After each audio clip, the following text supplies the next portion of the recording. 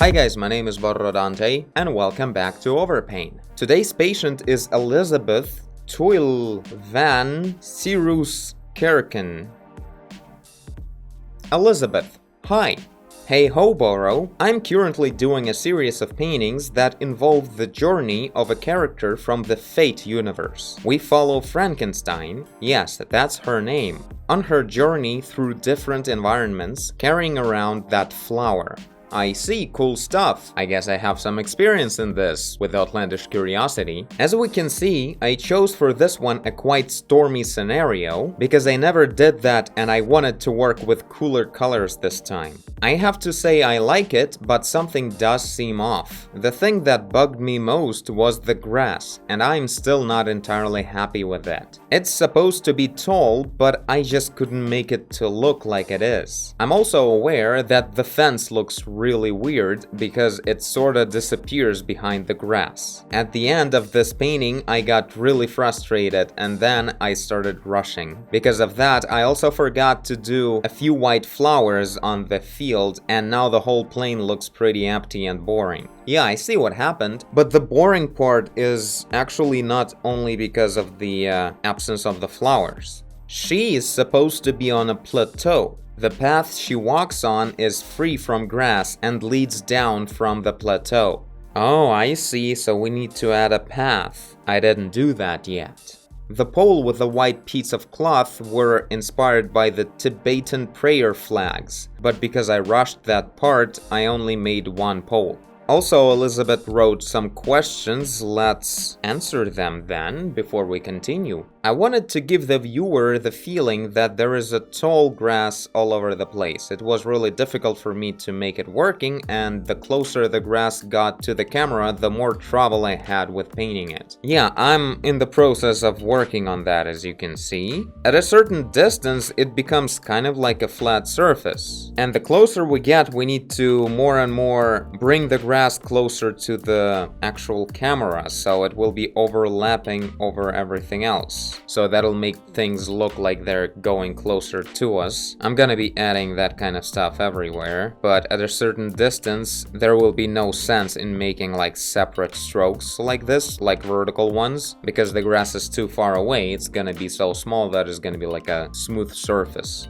Do the colors in general look alright? Totally, I love the colors. I'm not a fan of the really strong vignetting, but I don't know, like it's not a mistake, but I would remove them at least for now. Obviously they were added, and like these dark corners, they were added after the fact. Like a certain point, too strong of a vignetting, as it is here, makes the picture too flat. Kinda like there's a frame between me and the image. I'm not actually there, like I'm looking through some kind of glass that is darkened on the edges. Oh, almost like we're looking through the binocular. This is what it looks like in the movies, you know? There's always a darkened edges. These are so strong they kind of give the vibe of a binocular. How about the mountains that are the closest to the camera? Do they look alright? Too much detail, or are there even too few? Well, I would play much more on the lighting. Actually, like I would even emphasize I didn't do it enough. There's lightning going on. It's a perfect situation to show good geometry on all the mountains and pretty much just divide them in half, every mountain. The shadow part that doesn't look at the lighting, like these sides are not looking at the lightning, and these ones are. Also, the lightning should be pretty much perfectly white. I know it's not a great idea to do it, like maybe lower it a little bit if you want, but generally it felt kind of pastel, very nice and soft color. This is a huge electric charge. It should look appropriate. It should be kind of tinier though. Does Frankenstein look alright? Can a person that doesn't know Fran see if that is a person? I'm assuming you don't know her. Well, yeah, I saw that was a person. I felt like she was really falling out of the composition. That's why I brought her closer and a bit further from the edge. And also repositioned the pole to have like a bit of a nicer balance of things. And yeah, in general, the picture looks like a flag almost. These are the clouds, these are the mountains and everything that is important, and in here is just grass. kind of like a flag. This is a flat composition, and I don't really see the reason to have it like that. Yeah, there's the hill that goes downwards, but we can show it a bit differently. Turn the camera a little bit. Now I know there should be a path going down over there. Maybe I'll make it something like that, or I don't know. And this fence would go a bit like this, maybe. And we may even add another fence over here, like the opposite side of it. I assume it was like a ring that was closing up all over the plateau and then going around the path downwards. So yeah, about guiding the viewer with the strokes on the grass, I don't really think it works. Like, I don't see the movement really or anything that is pointing. What I can see is a very uniform spread of details on the grass that makes it look like it's just a flat thing in front of me. But that's the thing that we're gonna be fixing, that's the 3D part. And what I'm adding is slight... It's not hills, it's not any actual change in the landscape, but it's just a naturally not perfectly flat surface. Especially when we have the light from the lightning, it will be like brighter when it's looking over there and darker when it's looking over here. And I'm adding these slight variations, some kind of waves on the surface of the ground, inspired by pretty much any reference. Like, it looks flat, but if you look closely, there are like lines, like mostly probably because it's a field where farmers were going in a certain direction, but we don't have to go so perfectly parallel with these lines. We can go however we want, but small variations in lighting, they're really cool. And I'm highlighting the character with like a special bright spot over here, and just doing a little bit like big spots here, smaller and more horizontal spots further ahead, and that will guide the viewer with these light spots in this case. So we're kind of going like a snake over there or something like that. But yeah, the main tool for guiding here would be just the perspective that, as you said, you had a problem with. And a little bit like I'm reimagining the angle of the camera, so another fence over there. Also, there's a great attempt to make a good three-dimensional sky, like the clouds. But I would make the transition a bit softer, like in here, these clouds are really close and facing us, and those ones are immediately really far away. Like, it may be possible, sometimes clouds make like really big waves, so we have the same situation as with the plateau. This thing we can see, and what's in between us and the mountains we can't see, there's a valley. And same thing here, like it would go all like this, and then those clouds over there, they're like really far away and already really small. So maybe, but I would add a little bit of a transition, like more of this feeling would be great.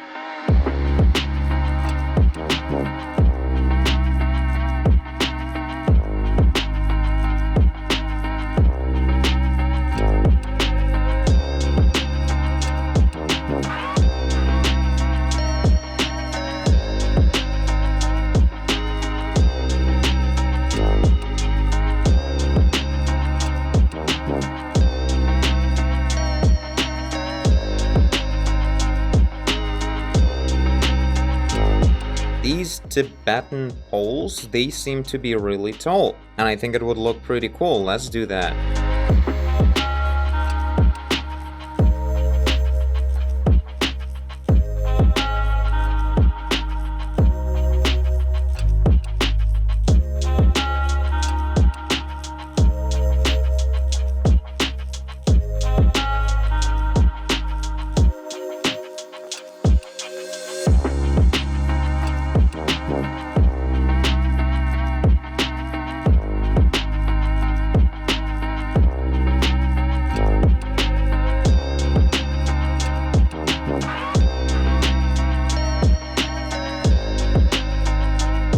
So yeah, I broke up the clouds with just making like these circles, bigger ones closer over here, and smaller as we are going closer to the horizon. And now I'll try to shade these circles into actual clouds. Yeah, I knew perfectly what to search. Weird clouds. This look is really awesome. So yeah, interestingly enough, most things are solved by just looking at a reference.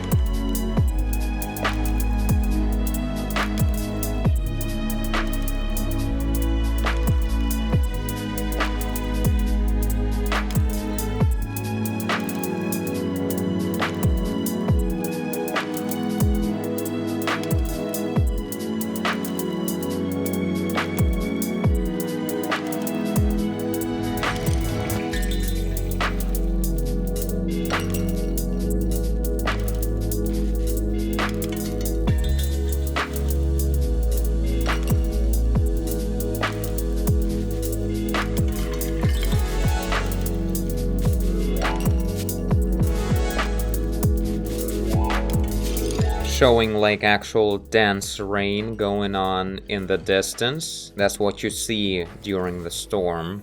Now adding some of the separate drops, strongly lit up, or not really lit up, but like distorting the image of the lightning. That's where you see the drops really well, when they're really close, just visually, to something bright, covering something bright.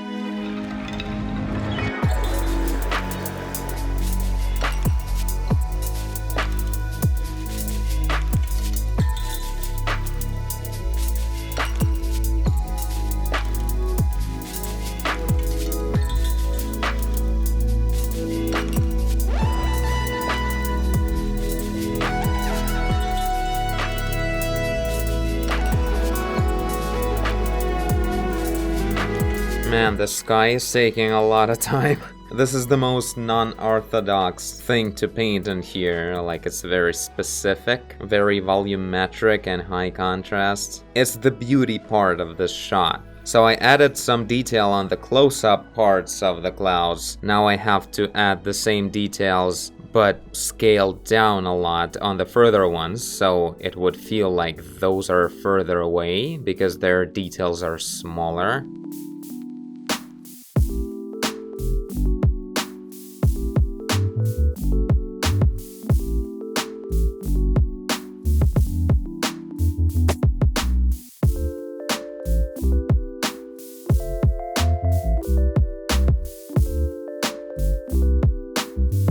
Let's make things a bit brighter, like at this part of the sky, closer to the horizon, a little bit.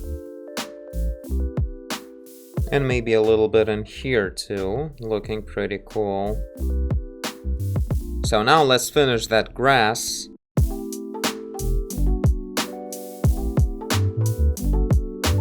Directly under the lightning, and in here as well since it's facing, I'm adding like some of the grass leaves. They're like reflecting that lightning. Yeah, when you go further away, make sure the brush strokes are with a much smaller brush, and eventually it's just horizontal strokes because no single leaf would be visible. It's just all a mess now.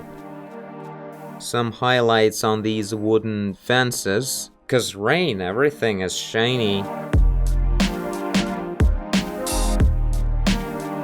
So yeah, I'm adding all kinds of brightness to the grass, but I'm like choosing some kind of mini compositions. Like I broke the big composition into like pieces in here. They're like different parts, mini hills. And then inside of a smaller hill, I'm like choosing some kind of spots. Like nothing should be uniform, just well, you know, bright dark, like make it a bit more of a variety. Like oh, there's like a special place and here is darker, but a little bit of a wave of light coming in here. Like you choose this kind of stuff so human eye wouldn't get bored when looking at the grass. This is like a thing. This represents pretty much everything you paint. You should always think like this, like, is it at all interesting to look at? When it comes down to just spots that you visualize anything with, that's the level of abstraction. And in abstraction, it just has to look fortunate, interesting, immersive, exciting.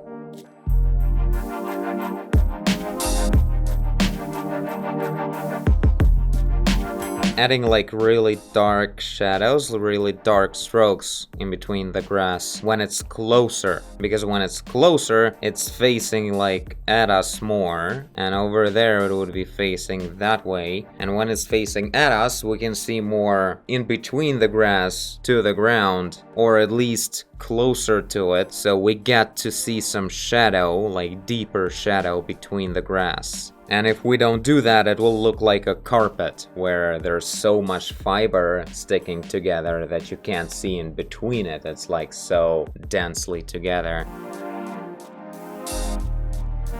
Pretty much this is the stage where I can stop at any moment. Like I can add a huge amount of smaller grass following the scale. Like it's important not to break the scale though. On the distance of Fren, we have like this size of the grass, and going further it should be like much smaller brush strokes. Gotta be like very sober about it. Never make like whatever strokes, because it will fall apart real quick, the feeling of perspective.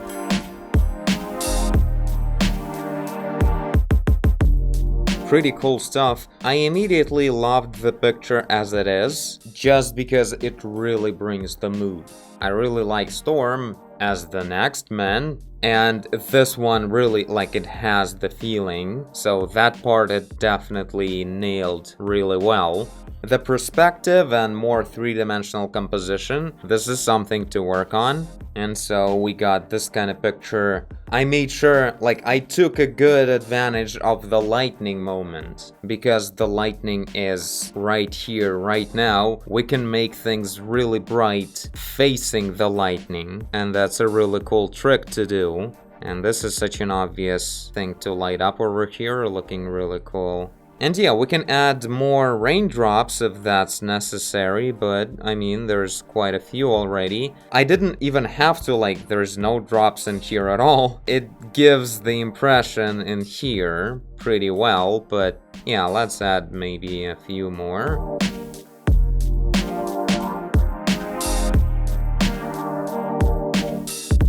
So yeah, this will be it. Could work a bit more on the mountains, obviously, but pretty much for that you just grab some kind of reference and keep working. With this kind of lighting, it's really easy to visualize the shape of the mountain, like with this main edge that you start with, from dark to light.